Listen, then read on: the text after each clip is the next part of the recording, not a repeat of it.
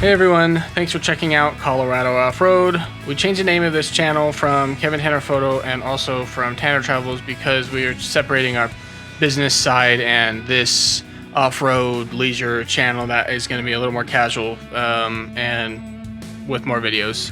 Just a note, this trail was recorded in March of 2020 before all of this stuff started. How can I say that Just better? like 2020 stuff. We have a few more videos in the pipeline as well that we're going to be making soon. Another one of Cliffhanger, but with a much different group. And then a couple more from Colorado. We live in Grand Junction, and so we go to Moab a lot because it's really close. And we haven't been making many videos lately because we had to move. And it's just 2020. Yeah, 2020's been happening. We had to move. We had to move out of a rental at a short notice, and now we own a house. So now that things are more established, we can make more videos and be a little more active. My wife is here with us today. Hello! I am the one recording this video and actually recording probably all of our videos on here. Oh yeah, and I should add, I'm the one driving this gold TJ Rubicon that we're seeing right now. An 03? I always forget and I hate to admit that. 2003 Jeep Rubicon, 35-inch tires, 3.5-inch metal cloak lift. It's much different now. I have the roof rack off and the roof and the doors and a few other upgrades that you can't really see. And we are with a couple friends, Chris and Kirsten in their Jeeps. Chris has a JKU Rubicon and Kirsten... He has 40-inch tires on that and a ton of upgrades in the axles and really nice 6-pack shocks from Metal Cloak. He's had that Jeep all over. He's done a lot of really difficult stuff in that.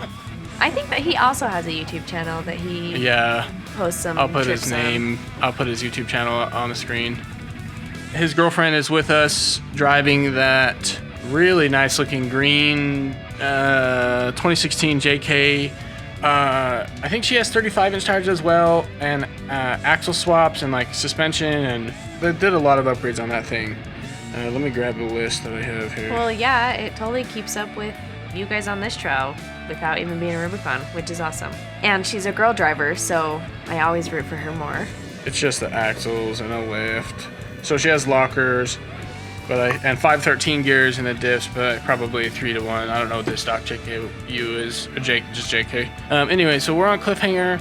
So as soon as you start this trail, you go down like a staircase, and then you go down that huge ledge that you saw Chris go down. After that flat part, you go on this fun, like, tippy obstacle part. Most of this trail is pretty easy if you have a lot of flex and like at least 35-inch tires. This is our second time, as we said, on this, and obviously the second time is much easier than the first, but it would really be a challenge having, I think, smaller than 35s. Yeah, I don't think I've ever seen someone. Well, Tyler, he has 33s. Oh, he did have 33s, and he struggled. I remember him going up this part. Yeah. If I remember right, he had to be pulled on a couple of them. So this is Chris here is going over an optional obstacle. I can't remember if he made it. The weather was pretty bad. It was pretty windy, so we didn't really stick around any place too long. I think he just ends up going around. So at the Z turn, I have to use both lockers. It definitely favors longer wheelbase because I kind of like fall in between the rocks and the holes, but it's definitely doable. It's a very fun challenge. This trail is very challenging. Yeah, the Z turn is kind of like the obstacle on Cliffhanger, the one that most people know about. And there's a couple different routes here. There's even a buggy path. I would think could only be used by the buggies. You'll see a bicyclist kind of jump down it, but it's like a straight cliff. Yeah, I think that's more of a new obstacle. I don't know if it's necessary part of it. Yeah. I took the easiest line, and here Chris is taking a harder line that Kirsten also goes over in her Jeep. I think this is technically the line of this obstacle because back in the day, and I'll put a photo of it, the Z-turn where I'm standing over there on the left was a flat dirt road in like the early 2000s. There's a photo on a website somewhere. I'll find it and link to it. But where he is now used to be flat, and the obstacle was just coming up the rock on the right. It was not even anything, and erosion Oh, just that first rock that he went over? Yeah. So not what you did at all? No, and erosion has made it, the whole thing an obstacle.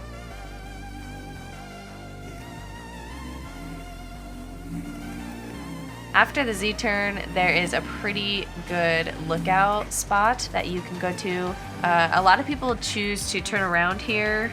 I don't think we've actually ever been to the end of it. The end of the actual trail. It's probably double what we do when you just turn around at the lookout there. And that's what we did here. Oh yeah, We'll and put that some- has this. What's this obstacle called right here? So if you have the Moab Fun Treks book, which is recommended if you're doing any trail in Moab, for this trail at section 2.2, which is like halfway through the trail, and it has O2 pointed to it on the map. Whoa!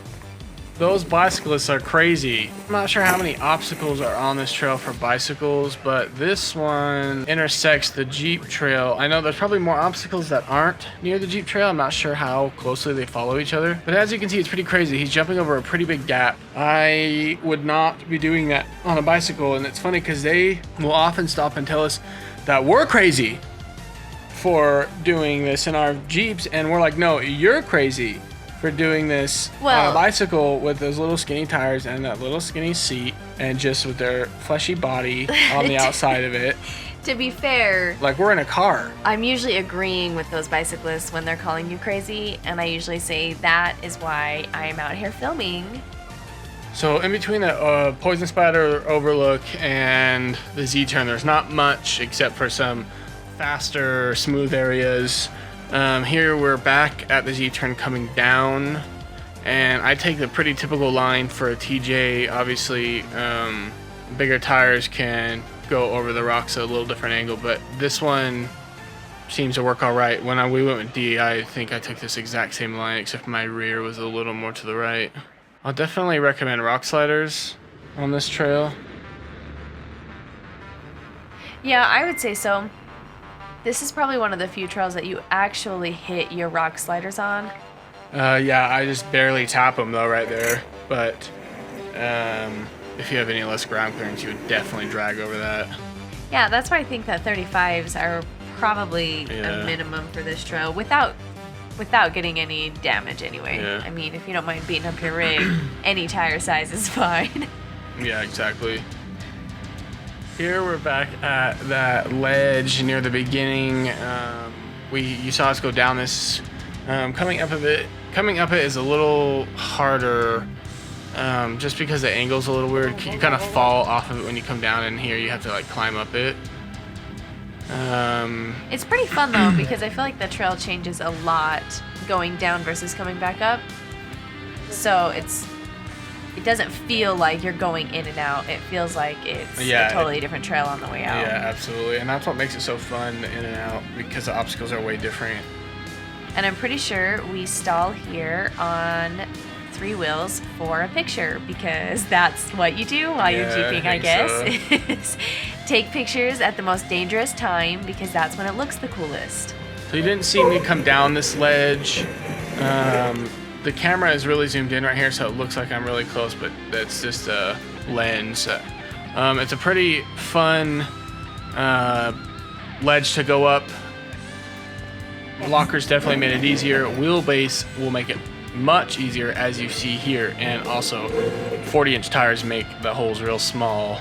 After that ledge, you just have to go back up the staircase that you come down right at the very beginning. It's pretty challenging, the entire trail. Obviously it's rated 8 out of 10, but if a TJ on 35s can do it, I think almost any vehicle can do it that has, just good ground clearance, and lockers help a lot. Yeah, this end or beginning part of the trail is pretty fun, I think, because there's so many different places that you can put your tires. So I always feel like that's kind of neat, and you get to see everyone take a different line.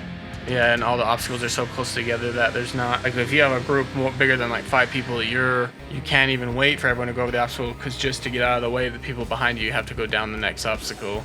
Yeah, which is kind of nice. If you want to hit some good wheeling and not spend a lot of time just riding on the dirt in between obstacles, this is probably the best trail that you can go on that we've been on in Moab anyway. Yeah, for challenging trails. I think the whole entire trail is like 3 or 4 miles. Yeah, 4 miles to the very end of it, so it's an 8-mile round trip the whole day, and it's not that far out of Moab. And that's going all the way to the end. Yeah, we only go like 4.5 miles total. Yeah, when you add in the little the overlook. The little trip to the overlook. And the overlook road is slightly challenging, but obviously if you've gotten that far on the trail, it's nothing compared to what you've already done. Thanks for watching Colorado Off-Road. We love you a lot. Please remember to subscribe and like or whatever.